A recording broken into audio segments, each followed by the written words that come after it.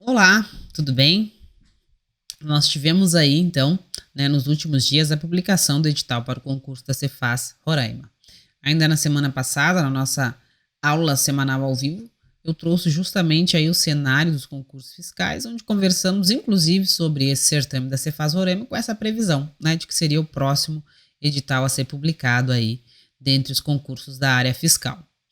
Pois bem, se você está assistindo, depende de quando você está assistindo esse vídeo, já aconteceu ou vai acontecer no dia 23 de agosto, às 21 horas, no meu canal do Instagram, uma live com o secretário de Estado da Fazenda, e também com o colega auditor fiscal José Colares. Lá nós vamos falar, tudo sobre a carreira, sobre como funciona a rotina no posto fiscal, a escala de trabalho no posto fiscal, a possibilidade de home office, falar um pouco mais sobre o estado, sobre a cidade de Boa Vista, as cidades onde estão localizadas as outras repartições, ou seja, tudo aquilo que você quer saber um pouco mais, sobre o cargo, sobre a carreira, enfim, sobre o estado, nós vamos conversar nessa live. Então, se já passou a data, você pode localizar no meu Instagram, @vandinara, e conferir lá todas as informações. Está salvo no meu IGTV, ok?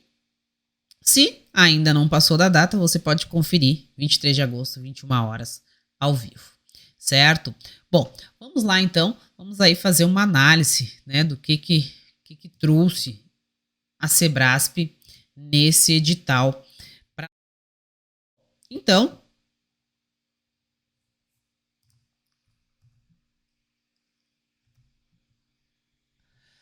o concurso é para o cargo de auditor fiscal de tributos estaduais. São 20 vagas mais cadastro de reserva, A gente viu que são, vamos ver aí na sequência que são 40 pessoas que farão ali o curso de formação, que também é eliminatório. Provavelmente, fiquem ali todos que não forem eliminados, fiquem no CR.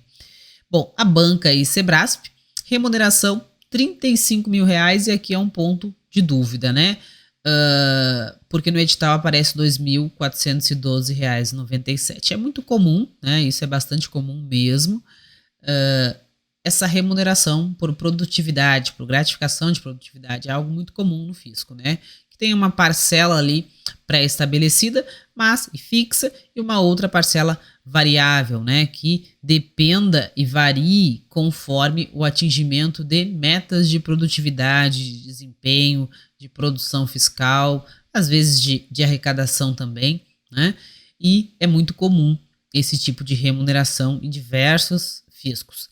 Além disso, uma outra preocupação, que os concurseiros muitas vezes demonstram com relação a essa parcela tão grande que é remunerada dessa forma, é com relação à aposentadoria. Bom, pois bem, como vocês sabem, faz um tempo aí que quem ingressa no serviço público já não tem paridade. A sua aposentadoria vai ser calculada conforme as suas contribuições, vai ser resultado, das suas contribuições. E como a gratificação ela entra na base de cálculo da sua contribuição mensal, obviamente ela é levada em consideração na hora de calcular a sua aposentadoria, certo? Então, as inscrições elas iniciam no dia 26 de agosto e vão até o dia 24 de setembro, porém, os alunos, os candidatos, têm até o dia 15 de outubro para pagar a taxa de R$110. As provas a prova objetiva será realizada no dia 7 de novembro de 2021. Além da prova objetiva, nós temos um curso de formação, que tem caráter não somente classificatório, mas também eliminatório. Pode ser eliminado. A gente sabe que não é comum, ser eliminado no curso de formação, mas você precisa, obviamente, prestar o curso, na carga horária estabelecida e com o rendimento mínimo que for estabelecido para o curso de formação. Bom, vejamos aí então o que Sebrasp nos trouxe na prova objetiva, que será de múltipla escolha, não será certo e errado, será uma prova aí A, B, C, D e E, 5 alternativas aí para o candidato escolher em cada uma das questões. Serão 100 questões, e nós já vemos aí que metade das questões estão nos conhecimentos específicos que foram divididos somente em 2 matérias, É comum muitas vezes a gente ter contabilidade nesse nesse conhecimento específico, e auditoria. A auditoria não foi cobrada na prova e contabilidade ficou dentro dos conhecimentos gerais. Então, quando a gente vê as 100 questões, nós já vemos que metade delas são de direito tributário e legislação tributária, são dos conhecimentos específicos. Depois nós vamos ver que ainda teremos uma questão do peso, né? Questão do peso. Outra situação aí que chama bastante atenção é administração pública e economia, né? Porque é razoavelmente bastante conteúdo e são apenas 2 questões, certo? A mesma coisa fica por conta de matemática e estatística, certo? Bom, mas seguindo aqui algumas observações importantes aí do edital. Então, a prova, que vai ser no dia 7 de novembro, ela terá duração de 5 horas. Então, os candidatos terão 5 horas no dia 7 de novembro, pela manhã, para resolver as 100 questões. E dessas 100 questões, que valerão um total de 150 pontos, né? Porque são 50 pontos das 50 questões de conhecimentos gerais e mais 100 pontos das 50 questões de conhecimento específico, direito tributário e legislação, né? Então, dessas 50 questões de conhecimentos gerais que valem 50 pontos, o candidato tem que obter pelo menos 15 pontos. E das 50 questões que pesam 100 pontos, o candidato deve obter aí ao menos 30 pontos, certo? Então, aplicadas as provas objetivas, né? Nós teremos aí 45 candidatos que serão convocados para o curso de formação, que, lembrando, tem caráter classificatório, mas também eliminatório. 40 da ampla concorrência e 5 das vagas reservadas aí para as pessoas com deficiência, certo? Bom, então aí a gente consegue ver nesse quadro realmente como ficou bem concentrado, né? Nós temos 6 matérias que ultrapassam os 91% da prova, né?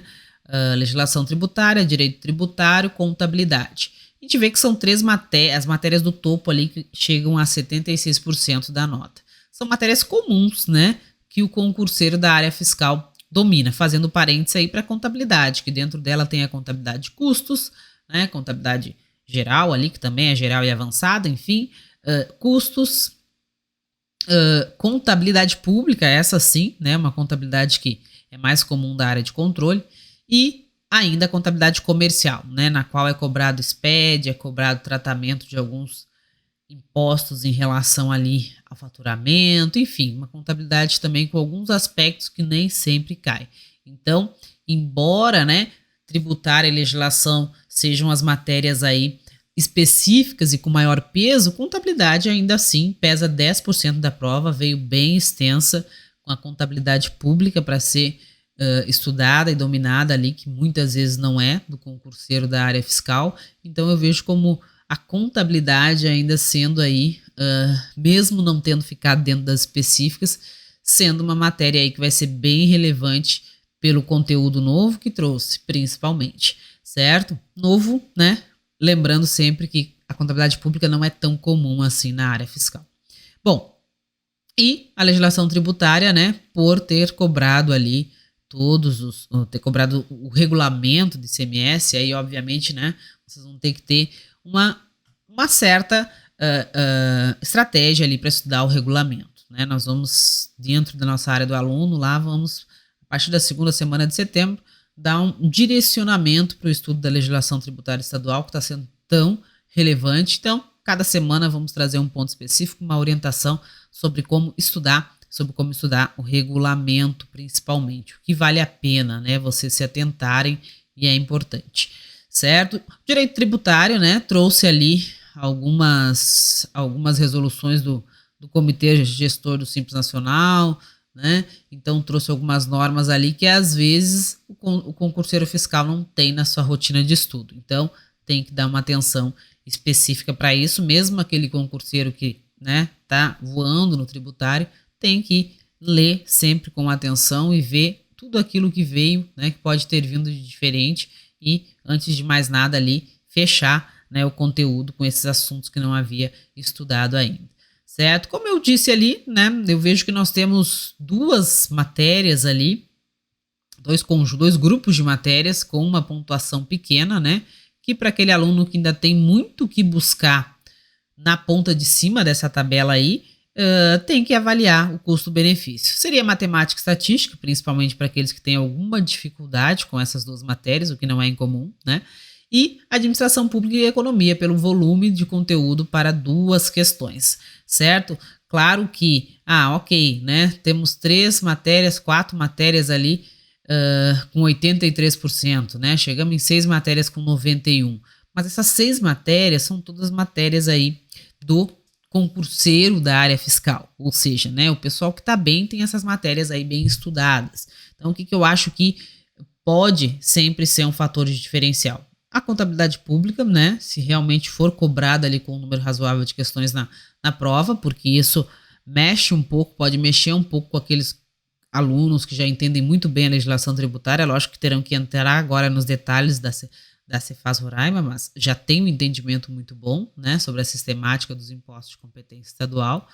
Tributário, né, já é comum para o concurseiro da área fiscal, então eu vejo que a contabilidade pode ali, né, ser um ponto que pode dar uma desequilibrada e aí fazer com que mesmo os mais avançados precisem correr atrás, mas ao mesmo tempo o fato da gente ter um edital, né, tão normalzinho e concentrando nos assuntos ali mais normais da área fiscal, pode fazer com que essa nota da ponta elimine muito, ou melhor, né, seja muito parecida, né, seja muito alta e muito parecida entre os concurseiros, e aí essas 13 questões que nós vamos ter aí nos últimos 5 blocos ali possam fazer diferença, justamente porque na ponta de cima são as matérias que realmente os concurseiros já costumam ter um bom nível, né? Mas é como eu costumo dizer, e por isso que eu gosto de hierarquizar as matérias desse modo, né? Mas então quer dizer que o que pode fazer diferença pode ser essas matérias de menor peso, então eu tenho que estudar muito elas? Não, né? Você vai estudar muito elas se você já estudou muito e já está muito bem nas que estão acima nessa hierarquia aí que a gente trouxe para vocês, certo? Então, né? Agora nós vamos passar para as nossas orientações específicas aí dos nossos alunos da mentoria com relação ao planejamento pós-digital.